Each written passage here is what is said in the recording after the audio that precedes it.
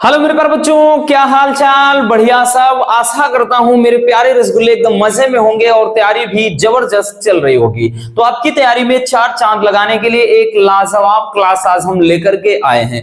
बहुत सारे बच्चों के कमेंट आ रहे थे कि सर फिजिक्स के संपूर्ण किताब के मोस्ट इंपोर्टेंट 5 नंबर वाले न्यूमेरिकल को करवा दीजिए। तो आप सभी के कहने पर बच्चों आज के इस वीडियो में हम पूरे बुक से मोस्ट इंपोर्टेंट 5 नंबर वाले न्यूमेरिकल को देखने वाले हैं। और 5 नंबर वाले न्यूमेरिकल की बात करें बच्चों तो बस 2 से 4 चैप्टर ही ऐसे हैं जिसमें से पूछे जाते हैं। उसमें पहला चैप्टर बात करें तो आपका किरचॉफ का नियम हो गया, उतना ज्यादा इंपॉर्टेंट नहीं है, हालांकि जो भी है हमने करवाया है। और दूसरा एलसीआर सर्किट, भाई 100% में तो 90 से 95% तो यही पूछता है एलसीआर सर्किट, ये जो आपको दिख रहा है मोस्ट इंपोर्टेंट। ठीक, उसके अलावा आपका जो है एक लाइट से, ठीक, उसके बाद जो द्रव्य की द्वैत प्रकृति जो होती है उसमें से, और या तो बच्चों फिजिक्स के लास्ट चैप्टर से पहला जो नाभिक वाला चैप्टर है कभी कभार उसमें से एक 5 नंबर का न्यूमेरिकल पूछा जाता है। ठीक, तो चलिए देख लेते हैं। और इस समय भाई मेहनत करना पड़ेगा बच्चों, ठीक, मेहनत करना पड़ेगा और संघर्ष करना पड़ेगा। कहते ना कि संघर्ष में आदमी अकेला होता है और सफलता में दुनिया उसके साथ होती है। और जिस पर ये जग हंसा है उसी ने इतिहास रचा है। आज भले ही लोग आपका मजाक बनाएंगे, कल को आप ही इतिहास रचोगे, है ना, तब दुनिया आपको फॉलो करेगी। ठीक, वो काम नहीं करना है कि आप दूसरों को फॉलो करो, नहीं, काम ऐसा करना है बच्चों कि कल को दुनिया आपको फॉलो करो, जहां से आप खड़े हो जाओ भीड़ वहीं से स्टार्ट हो जाए। ठीक है, ये चीज करना है। तो ये क्वेश्चन आपको दिख रहा है बच्चों बहुत ही प्यारा सा। हमने बोला ना कि ये बच्चों, और इसकी क्वेश्चन की बात करें तो ये 100%, ठीक, 100% श्योर है। तो इस बात की हम गारंटी लेते हैं कि ये 100% पूछा जाएगा बच्चों। ठीक है, 7 सेट बनते हैं तो 2 से 4 में टपकेगा, कोई दो राय नहीं है। हालांकि हर एक सेट में इस चैप्टर से बनता है, लेकिन 5 नंबर वाले की बात कर रहे हैं हम। ठीक है, तो चलिए देख लेते हैं। इसको कई बार बता भी चुके हैं बच्चों। ठीक, तो यहां पर दिया गया है कि भाई दिए गए परिपथ में ज्ञात करना है। क्या ज्ञात करना है? तो धारती प्रतिघात, प्रेरकी प्रतिघात, परिपथ की प्रतिबाधा, धारा और वोल्टता के बीच कालांतर, और धारा कह रहा है परिपथ में धारा का शिखर मान। तो ये इतनी चीज आपको इसमें निकालना है। ठीक, और नीचे एक सर्किट बना हुआ है। ठीक, तो ये एलसीआर सर्किट है। एल का मतलब भाई जिसमें प्रेरकत्व हो, सी का मतलब धारिता हो, और आर का मतलब रेजिस्टेंस यानी प्रतिरोध हो। तो सबसे पहले हम वैल्यू लिख लेते हैं बच्चों। यहां पर एल का मान कितना है, ध्यान से देखिएगा भाई, एल का मान है 100 मिली हेनरी। अब एक चीज और याद रखना बच्चों, ये मिली हेनरी में हमेशा वैल्यू नहीं देता, कभी कभार दे देता है। तो मिली हेनरी है तो पहले अपने को हेनरी में कन्वर्ट करना होगा। इस बात का याद रखना रसगुल्लो, नहीं तो सवाल गलत हो जाएगी। तो भाई ये 100 मिली हेनरी है तो मिली को अपन हेनरी में कन्वर्ट कर लेते हैं, मिली हेनरी को। तो 10 के घात -3 करेंगे तब ये हेनरी में कन्वर्ट हो गया। और दूसरा चीज बच्चों सी का मान दिया है भाई, इसको भी देखिए, आपको केवल परेशान करने के लिए दिया है 2 माइक्रोफैरड। अब माइक्रोफैरड को भी बच्चों अपने को फैरड में बदलना पड़ेगा। ठीक, तो कितना हो जाएगा 2 × 10 के घात -6 फैरड, क्योंकि 1 माइक्रो बराबर 10 के घात -6 होता है और 1 मिली बराबर 10 के घात -3 होता है। ठीक है, इसलिए इस बात को अच्छे से समझ लेना। अब तीसरी चीज बच्चों अपने को निकालना है रेजिस्टेंस, यानी रेजिस्टेंस का मान लिखना है। तो ये दिया है सीधा सीधा भाई 400 ओम। ठीक, तो ये एलसीआर हो गया। अब यहां पर अब देखिएगा बच्चों, एक इक्वेशन मतलब एक समीकरण भी लिखा है, इसको बोलते हैं वोल्टता समीकरण। और इसकी तुलना अगर हम V बराबर V0 साइन ओमेगा टी से करेंगे बच्चों, इस इक्वेशन से इसकी कंपेयर करेंगे ना, तो ध्यान से देखना V0 के स्थान पे क्या मान दिया है, तो ये दिया है 200, और साइन ओमेगा टी के ओमेगा के स्थान पे तो भाई 1000। तो ये दो चीज हमें यहां से मिल गई। तो हम लिखेंगे बच्चों, एक तो V0 का मान दिया है अपने को, V0 कितना है, तो भाई V0 है आपका 200। ठीक, कितना 200 वोल्ट। ठीक, अब उसके अलावा एक तो ओमेगा का भी मान दिया है।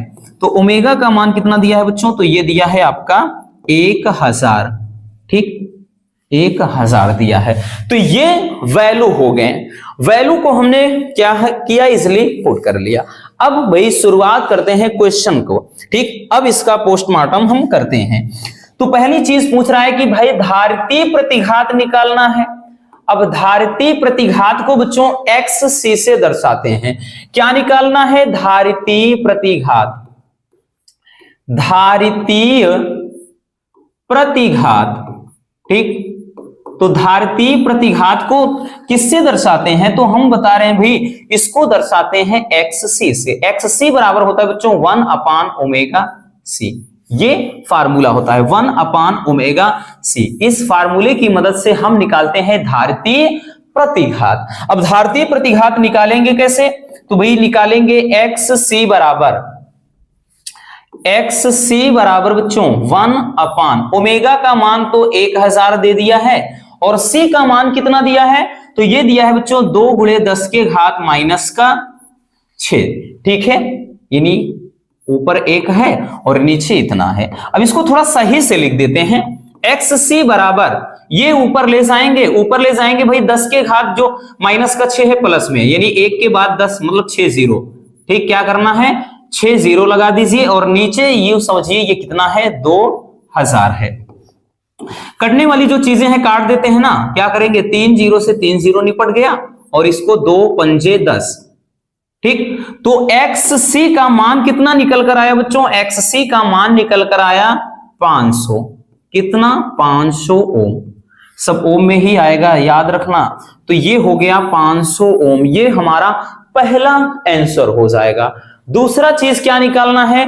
प्रेरकीय प्रतिघात। अब प्रेरकीय प्रतिघात को बच्चों किससे दर्शाते हैं? XL से। XL प्रेरकीय प्रतिघात। तो एक बार लिख लेते हैं भाई हिंदी में, ठीक। तो लिखेंगे प्रेरकीय प्रतिघात। अब प्रेरकीय प्रतिघात को किससे? तो हमने बताया इसको XL से लिखते हैं। तो हो जाएगा बच्चों XL बराबर ओमेगा इंटू L। XL बराबर क्या? Omega into L। तो ये चीज हो जाएगा। इस फार्मूले की मदद से बच्चों हम क्या निकालेंगे? XL। तो यहां से देखते हैं XL बराबर भाई ओमेगा का मान तो 1000 है। L का मान कितना है बच्चों? 100 × 10⁻⁻3। थोड़ा इसको और सजा देते हैं। इधर देखते हैं बच्चों, ठीक।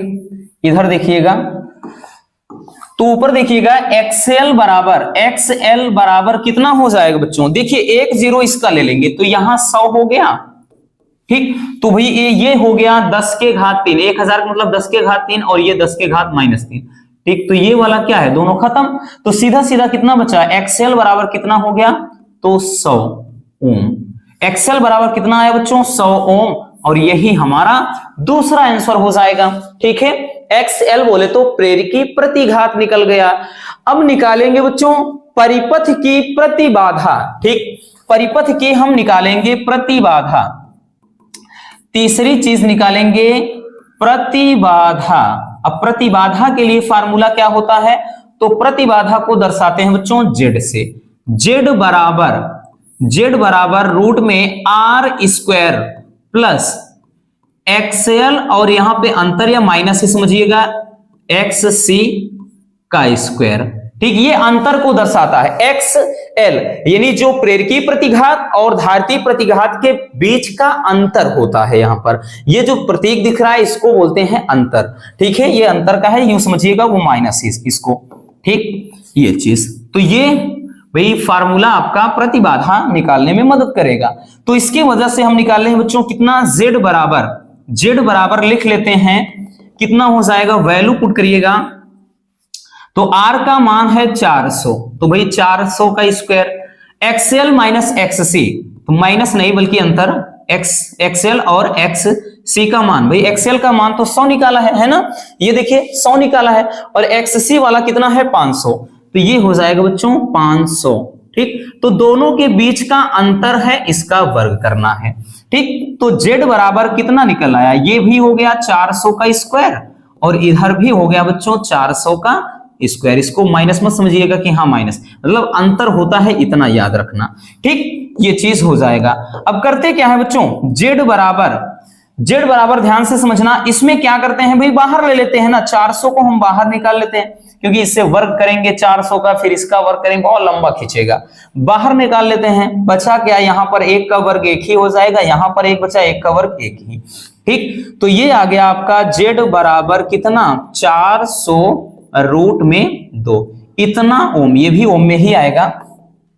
ठीक, तो ये निकल कर आ गया बच्चों क्या, प्रतिबाधा, परिपथ की प्रतिबाधा। तो ये 3 चीज निकल गया। ठीक है, 3 चीज निकल गया। अब निकालना क्या है अपने को, चौथा चीज, धारा तथा वोल्टता के बीच कला अंतर, कलांतर, यानी कलाओं का अंतर ही क्या है, कलांतर है। तो इसको थोड़ा मिटा देते हैं बच्चों, क्योंकि वैल्यू तो हमने लिख ही लिया है।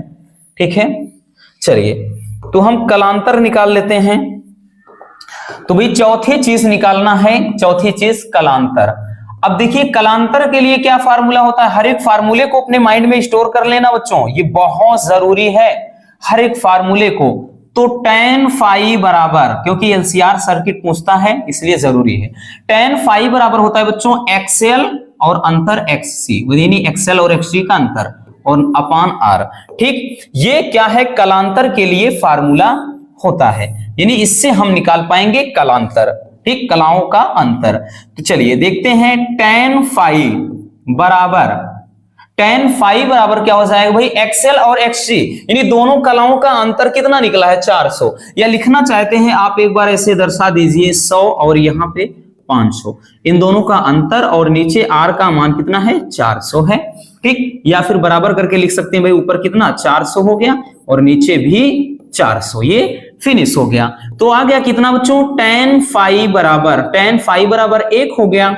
या लिख सकते हैं इसको कैसे, हम इसको लिख सकते हैं tan फाई बराबर tan 45 डिग्री, है ना।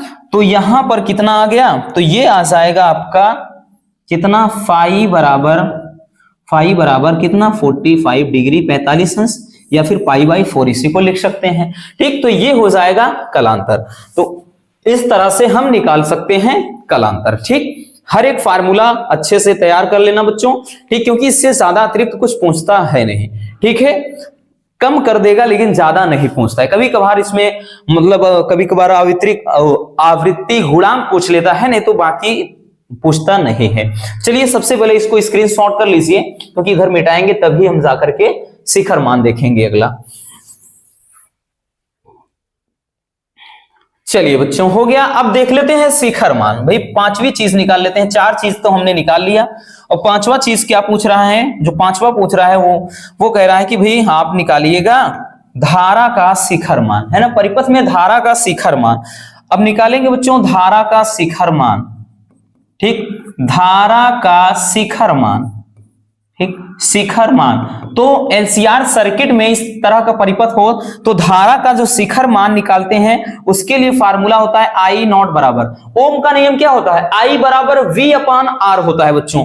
वहीं से एक फार्मूला है वी नॉट अपान जेड, क्योंकि जेड किसके बराबर है, आर के, भाई क्योंकि जेड का भी मात्रक ओम होता है और प्रतिरोध का मात्रक भी ओम होता है। तो इस फार्मूले की मदद से हम निकालेंगे शिखर मान। तो हो जाएगा आई नॉट बराबर, वी नॉट का मान कितना है, ये दिख रहा है भाई 200, और उसके बाद जेड का मान कितना, जेड प्रतिबाधा कितना आया था, ये 400√2 है। ठीक, तो कितना है 400√2 है। तो ये कट गया बच्चों कितना भाई, 2 दूना 4, तो यहां से आ गया आई नॉट बराबर 1/√2। ठीक है ना, 1/√2, या फिर √2 का वैल्यू रख करके कुछ काट देते हैं, या डायरेक्टली बच्चों इसी को हम आंसर मान लेते हैं। ठीक, यानी आई नॉट बराबर कितना, 1/√2 एम्पियर, कितना एम्पियर, ये धारा का क्या आ गया, शिखर मान आ गया। ठीक, धारा का शिखर मान। तो इस तरह से एलसीआर सर्किट पर आधारित न्यूमेरिकल को हम सॉल्व करते हैं। अच्छे से बच्चों जितना हो सके उतना इसको रिवीजन कर लेना, क्योंकि काफी ज्यादा मजेदार ये टॉपिक है। ठीक है, चलिए, क्योंकि 100% पूछा जाने वाला ये क्वेश्चन है, इसको भी स्क्रीनशॉट कर लीजिए।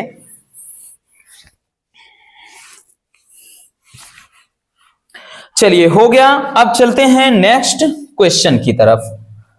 हमारा अगला क्वेश्चन क्या है बच्चों, अगला क्वेश्चन जो है ये भी बहुत ही प्यारा सा है।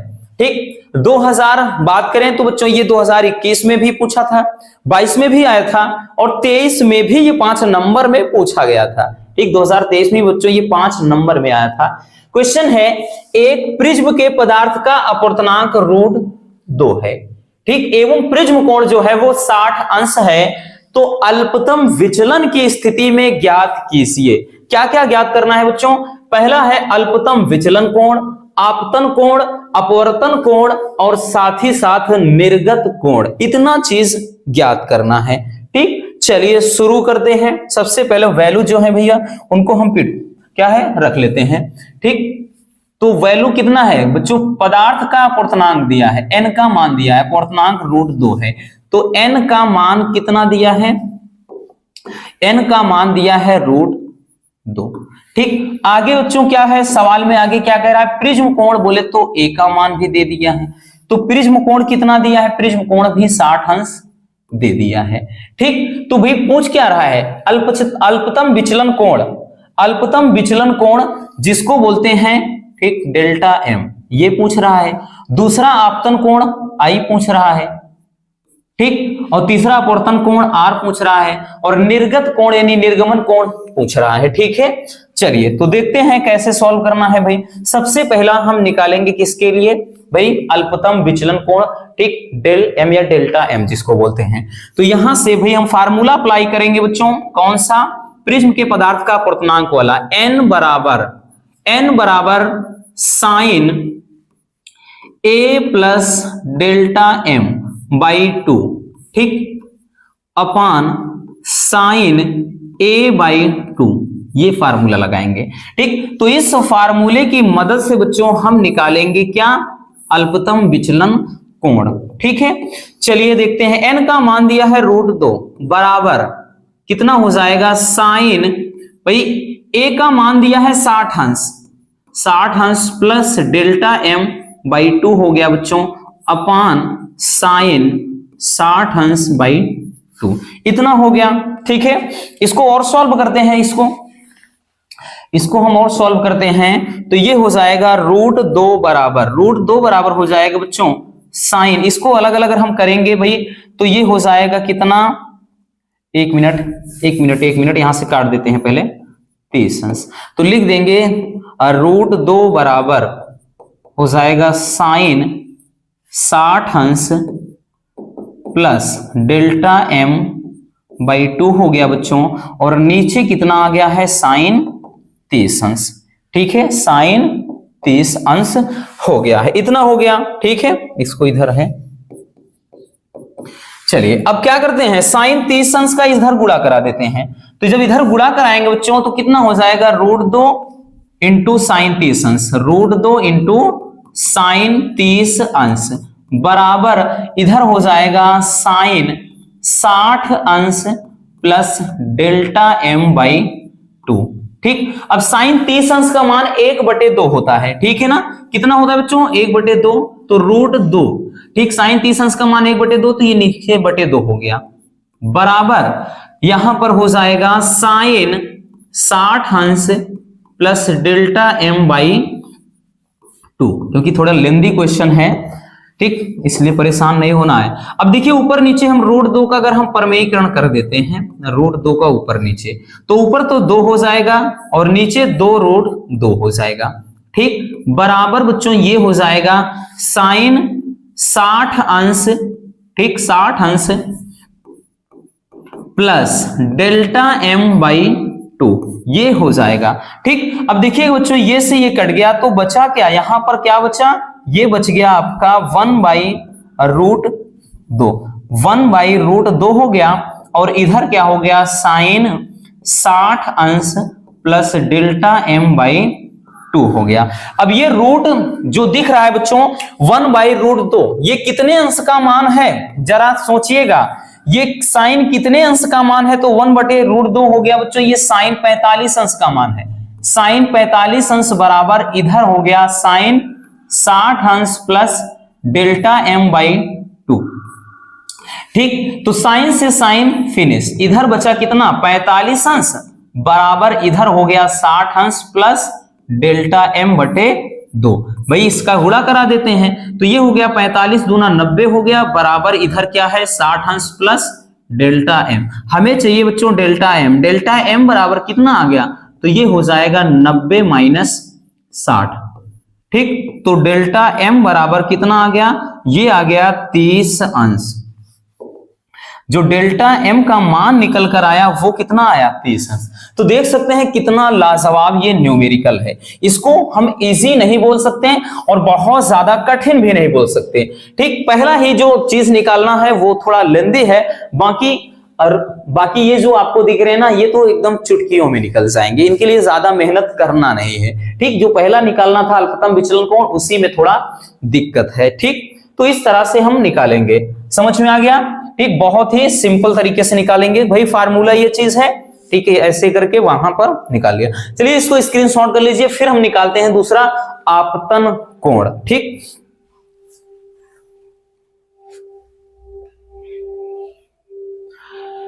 चलिए बच्चों आपतन कोण कैसे निकालेंगे, थोड़ा इसको हम मिटा दे रहे हैं। ठीक, दूसरी चीज निकालेंगे आपतन कोण। क्या निकालेंगे, आपतन कोण। तो आपतन कोण, अल्पतम विचलन की स्थिति में भाई आपतन कोण कैसे निकालते हैं, तो आपतन कोण बराबर होता है बच्चों, आपतन कोण आई बराबर होता है ए प्लस डेल्टा एम बाई 2, आपतन कोण। ठीक, ये होता है ना, क्योंकि बच्चों एन बराबर क्या होता है, एन बराबर sine I upon sine R. ठीक, और यही जो फार्मूला हमारा तैयार होता है आई के स्थान पे ही तो पूरा यही होता है भाई, ए प्लस डेल्टा एम बाई 2। ठीक, ये साइन यहां पर रहता है, और नीचे आर के स्थान पे जब भी आर का मान पूछे तो भाई ए बाई 2, यहां पर ए बाई 2 होता है। तो उसी तरीके से ये फार्मूला पूरा तैयार होता है। ठीक है, चलिए तो इसके मदद से हम निकाल पाएंगे आपतन कोण। तो क्या करेंगे बच्चों, आई बराबर भाई ए का मान कितना निकाला अभी, यानी प्रिज्म कोण तो दिया है ना, 60 अंश दिया है। अल्पतम विचलन कोण कितना निकाला बच्चों, 30 अंश निकाला हमने, और नीचे ये बटे 2 है, तो आई बराबर कितना हो जाएगा, ये हो जाएगा 90 अंश बटे 2। तो आई बराबर कितना आ गया बच्चों, ये आ गया 45 डिग्री, यानी आई बराबर 45 अंश। ये आ गया आपतन कोण। हमने बताया ना जो एक है वही लेंदी है, बाकी सब इजी है। तो आपतन कोण हो गया। अब तीसरी चीज निकालना है अपने को, अपवर्तन कोण। ठीक, अपवर्तन कोण। तो अपवर्तन कोण के लिए ज्यादा मेहनत नहीं करना। अपवर्तन कोण बराबर भी फार्मूला हमने बताया, आर बराबर क्या हो जाएगा बच्चों, ए बाई 2। आर बराबर ए बाई 2 यहां से निकालेंगे अपवर्तन कोण। ठीक है, अपवर्तन कोण यानी आर बराबर कितना हो जाएगा, तो भाई ए का मान 60 अंश है, ए बाई 2। ठीक, ए बाई 2 हो जाएगा आर बराबर, तो ये काट देते हैं ना 30 अंश। ठीक, तो आर बराबर भी कितना आ जाएगा, आर बराबर 30 अंश हो जाएगा, और यही अपवर्तन कोण हो जाएगा। अब निकालते हैं निर्गत कोण। तीसरा चीज कह रहा है, सॉरी चौथी चीज जो निकालना है वो है निर्गत कोण। ठीक, निर्गत कोण कितना हो जाएगा बच्चों, याद रखना निर्गत कोण जो आपतन कोण होता है, आपतन कोण वो निर्गत कोण के बराबर होता है। आपतन कोण वो निर्गत कोण के बराबर होता है, याद रखना। तो भाई आपतन कोण चूंकि हमारा क्या है, कितना है, आपतन कोण तो भाई निकला है ना कितना, आपतन कोण 45 अंश, इसलिए जो निर्गत कोण हो जाएगा, निर्गत जो कोण हो जाएगा बच्चों वो भी आपका कितना हो जाएगा, 45 अंश। ठीक, यानी आपतन कोण निर्गत कोण के बराबर होगा। इस तरह से आपका जो निर्गत कोण भी हो जाएगा वो 45 डिग्री हो जाएगा। ठीक, तो इस तरह से इसको हम बहुत ही सिंपल तरीके से निपटा सकते हैं। ठीक, चलिए जल्दी से इसको भी छाप लीजिए।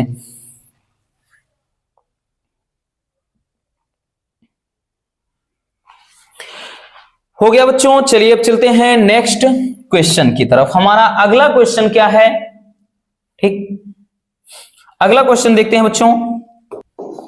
ये क्वेश्चन भी बच्चों अपने आप में बेहद इंपॉर्टेंट है और आएगा बच्चों 100%। वो इसलिए क्योंकि 2023 में ना इस चैप्टर से एक भी न्यूमेरिकल नहीं पूछा गया था। इसमें बच्चों डेफिनेशन पूछे गए थे। जो विकिरण तथा द्रव्य की द्वैत प्रकृति चैप्टर है उसमें से यही कार्यफलन, दहली आवृत्ति, दहली तरंगदैर्घ्य, प्रकाश वैद्युत प्रभाव, ये सारे टॉपिक पूछे गए थे। यानी इसमें से परिभाषाएं यही सब पूछे गए थे और ऑब्जेक्टिव क्वेश्चन एक दो आया था, लेकिन न्यूमेरिकल नहीं पूछा गया था। इसलिए बच्चों अब की बार 2024 में इसको जरूर देगा, क्योंकि 2023 में इससे न्यूमेरिकल आया ही नहीं है, इसलिए कमर कस लीजिए। क्वेश्चन है कि एक इलेक्ट्रॉन जिसकी गतिज ऊर्जा 120 eV है, eV मतलब इलेक्ट्रॉन वोल्ट है, तो ज्ञात कीजिए। पहला है संवेग, दूसरा है चाल, तीसरा है बच्चों डी ब्रोगली तरंगदैर्घ्य। ठीक है, तो इस टाइप का अगर पूछेगा तो आपका 5 नंबर का, नहीं तो भाई एक ही चीज पूछेगा तो वही चीज बच्चों ये फिर आपका 2 नंबर में बनता है या फिर 1 नंबर में। ठीक नहीं, अगर 2 से 3 चीज पूछ लिया तो 5 नंबर में इसको कर देगा। चलिए सबसे पहले बच्चों हम वैल्यू पुट कर लेते हैं, जो कुछ भी दिया हो। भाई मान एक दिया है काइनेटिक एनर्जी बोले तो K का मान दिया है। गतिज ऊर्जा कितना दिया है बच्चों, तो गतिज ऊर्जा दे दिया है 120 eV। eV यानी इलेक्ट्रॉन वोल्ट दिया है। इलेक्ट्रॉन वोल्ट को अपन जूल में कन्वर्ट कर लेते हैं, तो 120 गुणे, भाई इसको हम इलेक्ट्रॉन वोल्ट को जूल में बदलेंगे तो 1.6 गुणे 10 के घात कितना माइनस का 19 हो गया। ठीक, तो ये कितना हो जाएगा बच्चों, एक जीरो उतार लेते हैं, 16 दूना 32 की 2 हासिल 3, 16 एकम 16, 3 19। ठीक, तो 90 20 आ गया। ठीक, अगर एक अंक में दशमलव यहां लगाएंगे तो यहां दशमलव का मतलब कोई मोल रहा नहीं, 192 गुणे 10 के घात माइनस का 19। या फिर बच्चों अगर हम 2 अंक के बाद दशमलव लगाएंगे तो 1.92 गुणे 10 के घात कितना हो जाएगा। देखिए बच्चों जब भी दशमलव आगे लाते हैं यानी पीछे से आगे लाते हैं तो हमेशा ध्यान देना, आगे लेते हैं तो घात में प्लस करते हैं, जब पीछे दशमलव ले जाते हैं घात में माइनस करते हैं। याद रखना इस चीज को। तो भाई दशमलव यूं समझिए यहां था तो हम 2 अंक आगे लाएंगे, तो जब 2 अंक आगे लाते हैं तो घात में प्लस, तो यहां पर कितना हो जाएगा, भले हम बच्चों -19 में +2 करेंगे लेकिन ये तो आएगा तो -17 ही, तो ये हो गया 10 के घात -17। ये आ गया आपका किसमें, जूल में। ठीक, ये जूल में आ गया, समझ में आया। तो ये काइनेटिक एनर्जी यानी K का मान आ गया। और वैसे बच्चों इस चैप्टर में ज्यादातर प्लांक नियतांक वगैरह यूज किए जाते हैं, तो वो आपको फिजिक्स का जो आपका क्वेश्चन पेपर होगा सबसे लास्ट वाले पेज में जितने कांस्टेंट होते हैं पूरे बुक में वो दिया रहता है, जहां जिसकी जरूरत हो आपको वहां से मिल जाएगा। ठीक है, नहीं तो हम लिख दे रहे हैं जो H का मान होता है भी उसकी जरूरत होगी, तो H का मान होता है कितना भाई 6.6 गुणे 10 के घात -34 यानी इतना जूल सेकेंड। ठीक, ये प्लांक नियतांक होता है H का मान। चलिए देखते हैं हम क्वेश्चन को अपने। तो पहला क्वेश्चन हमें निकालना क्या है भैया, पहला निकालना है बच्चों संवेग, पहला संवेग निकालना है। ठीक है ना, यहां से आप देख रहे हैं कि पहला भाई P निकालना है संवेग, दूसरा निकालना है वेलोसिटी यानी वेग चाल, और एक डी ब्रोगली या दे ब्रोगली तरंगदैर्घ्य बोलेगा वो लेमडा निकालना है। तो फार्मूला बच्चों होता है आपका संवेग के लिए P बराबर रूट में 2mk, ये फार्मूला होता है। ठीक है, ये हमारा क्या होता है फार्मूला, P बराबर रूट में 2mk। इसका डेरिवेशन भी कराया है, अगर आप 1 शॉट वाली वीडियो देखेंगे ना भाई ये डेरिवेशन भी है, आपने देखा होगा तो पता है। ठीक, नहीं देखा है तो देख लेना, इसका डेरिवेशन भी पूछता है बच्चों। ठीक, तो ये फार्मूला होता है 2mk। हमने क्यों लगाया, क्योंकि काइनेटिक एनर्जी दिया है इसलिए ये फार्मूला लगाएंगे, नहीं तो P बराबर भाई mv भी होता है, P बराबर बच्चों ये फार्मूला भी होता है। ठीक है, और P बराबर एक और होता है, P बराबर रूट में 2m होता है, उसके बाद यहां ev होता है। ठीक, तो कई तरीके से, तो यहां पर अपने को भाई दिया है K का मान, इसलिए हम ये वाला फार्मूला अप्लाई करेंगे। तो इसको सॉल्व करते हैं बच्चों, P बराबर वैल्यू पुट करते हैं 2m क्या है। अब देखिएगा भाई इलेक्ट्रॉन के लिए यहां पर m का जो मान होगा बच्चों, m का मान इलेक्ट्रॉन पर जो चार्ज कितना होता है, यानी सॉरी इलेक्ट्रॉन का द्रव्यमान कितना होता है, तो 9.1 गुणे 10 के घात 31 केजी।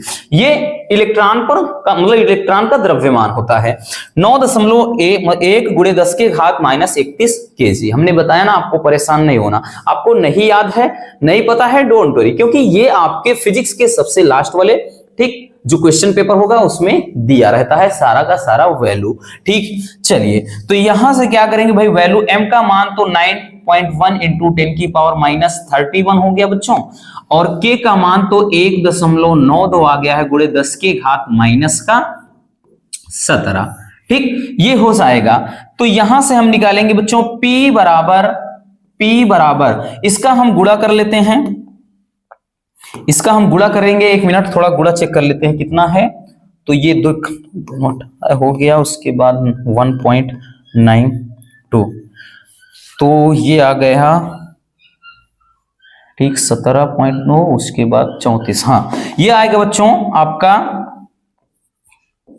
34.9 गुणे 10 के घात। अभी कितना हो जाएगा भाई, घात दोनों में माइनस है तो प्लस हो जाएगा, यानी जुड़ जाएगी घातें। ठीक, तो 7 1 8 हो गया, 3 1 4, माइनस का 48।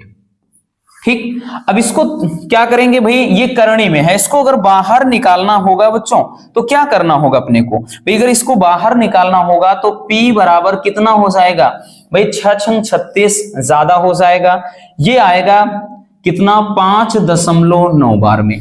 ठीक, गुणे 10 के घात, अब इसको 48 से बाहर निकालेंगे 24 हो जाएगा, तो माइनस का 24।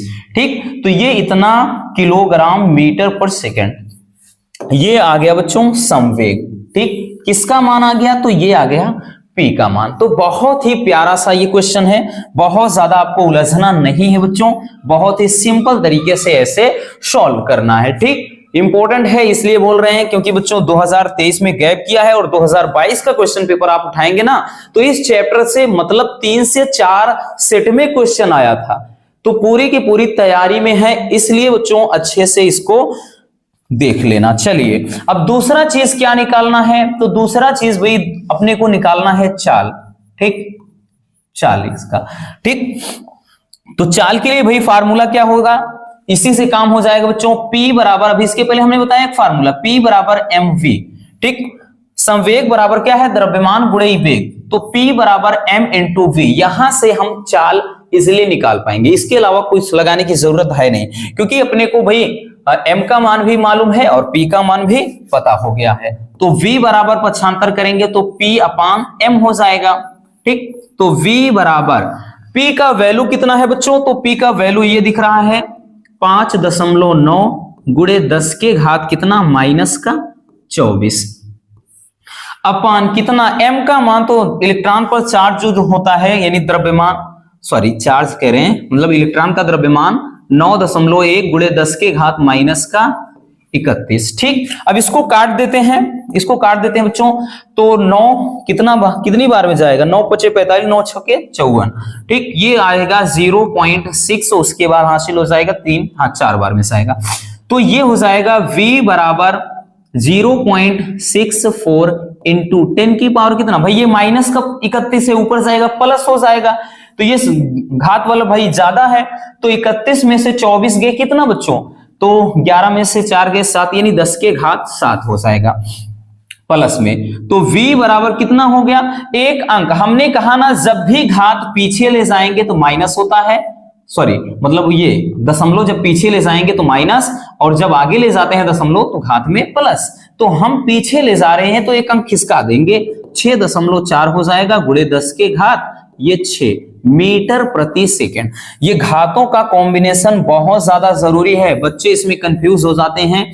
ठीक, क्योंकि हर एक स्टूडेंट उस लेवल का नहीं होता है कि भाई वो समझ सके कि आगे ले जाते हैं तो प्लस होता है कि माइनस, इसलिए बता रहे बच्चों जब भी हम दशमलव पीछे ले जाएंगे घात में कम कर देना है, जितना अंक खिसकाएं उतना कम करना है। हम एक अंक ले जाएं इसलिए देखिए हमने -1 कर दिया, अगर हम 64 लिखते तो इसको हम एक अंक और, ठीक, एक अंक और कम कर देते, यानी जितना आप दशमलव लांघ कर आगे जा रहे हो उतना आपको घात में कम करना होता है। ठीक, चलिए समझ में आ गया। चलिए बच्चों इसको पहले जल्दी से स्क्रीनशॉट कर लीजिए, फिर उसके बाद हम चलते हैं मतलब तीसरा डी ब्रोगली तरंगदैर्घ्य निकाल लेते हैं। ठीक,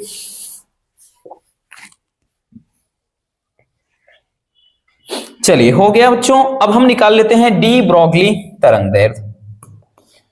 तो ये वैल्यू वाला ही पुट इसको जो रखा है इसको मिटा देते हैं, ठीक, इसकी जरूरत है नहीं। तीसरी चीज क्या पूछा था, तो तीसरा चीज निकालना था बच्चों डी ब्रोगली तरंगदैर्घ्य, या इसी को डे ब्रोगली कहता है, डोंट वरी एक ही चीज है। डी ब्रोगली तरंगदैर्घ्य, डी ब्रोगली तरंगदैर्घ्य निकालना है। तो भाई डी ब्रोगली तरंगदैर्घ्य के लिए फार्मूला क्या होगा बच्चों, डी ब्रोगली तरंगदैर्घ्य के फार्मूला जो होता है लेमडा बराबर एच अपान पी होता है, ठीक, लेमडा बराबर एच अपान पी ये फार्मूला होता है। क्योंकि इसका भी डेरिवेशन हमने करवाया है, इसको कई पदों में लिखते हैं। एक तो लेमडा बराबर बच्चों एच अपान एमवी होता है, क्योंकि पी बराबर एमवी भी होता है, और दूसरा होता है एक और होता है लेमडा बराबर एच अपान रूट में 2m के, क्योंकि पी बराबर 2m के भी होता है। तो इसको कई तरीके से, एक तो लेमडा बराबर एच अपान यहाँ पे 2m, फिर उसके बाद e इंटू वी होता है, क्योंकि k बराबर क्या होता है ev होता है। तो इसको बच्चों कई तरीके से, भाई जो हमें जरूरत हो, क्योंकि p हमने निकाला है तो हम डायरेक्टली इसको रखने की जरूरत है नहीं, ठीक है ना, क्योंकि इतने बराबर ही तो p होता है। तो ये चीज ध्यान देना। और इसका डेरिवेशन बहुत ज्यादा पूछा जाता है, डी ब्रोगली तरंगदैर्घ्य का डेरिवेशन भी हमने करवाया है वन शॉट वाले वीडियो में, ठीक। चलिए इसको निकालेंगे बच्चों। तो लेमडा बराबर, ध्यान से समझिएगा, h का मान, h क्या है, प्लांक नियतांक है, इसका वैल्यू भी हमने रखा था 6.6 गुणे 10 के घात माइनस का 34, ठीक। और अपान कितना हो जाएगा भाई, p का मान किधर गया, ये है 5.9 गुणे 10 के घात कितना बच्चों माइनस का ये 24 है। इसको काट देते हैं बच्चों, क्या करते हैं काट देते हैं, भाई काटेंगे कितनी बार में, एक बार, दो बार, हाँ 2 बार में ज्यादा हो जाएगा, एक बार में ही कट जाएगा 1.1, ठीक। लेमडा बराबर कितना आया 1.1 गुणे 10 के घात, ये माइनस का 24 से ऊपर जाएगा प्लस का 24, तो भाई माइनस 34 में से 24 घटेगा -10, ये मीटर में आएगा, यही हमारा आंसर हो जाएगा। या फिर अगर एंगस्ट्राम में इसको बदलना हो बच्चों, तो हम, क्योंकि हमें पता है, हमको मालूम है बच्चों कि 1 एंगस्ट्राम बराबर 10 के घात -10 मीटर होता है। तो हम एंगस्ट्राम को, मतलब इसको एंगस्ट्राम में लिखना चाहेंगे तो 1.1, ठीक, एंगस्ट्राम, इसको हम ऐसे भी लिख सकते हैं। तो चाहे जिस तरीके से इसको हम लिख सकते हैं, ठीक है, चाहे हम इसको भाई ये आंसर मान लें या फिर हम इसको ये वाला आंसर मान लें, ठीक, क्योंकि ये मीटर में है, ये एंगस्ट्राम में, क्योंकि 1 एंगस्ट्राम बराबर 10 के घात -10 मीटर, ठीक। चलिए जल्दी से इसको भी छाप लीजिए।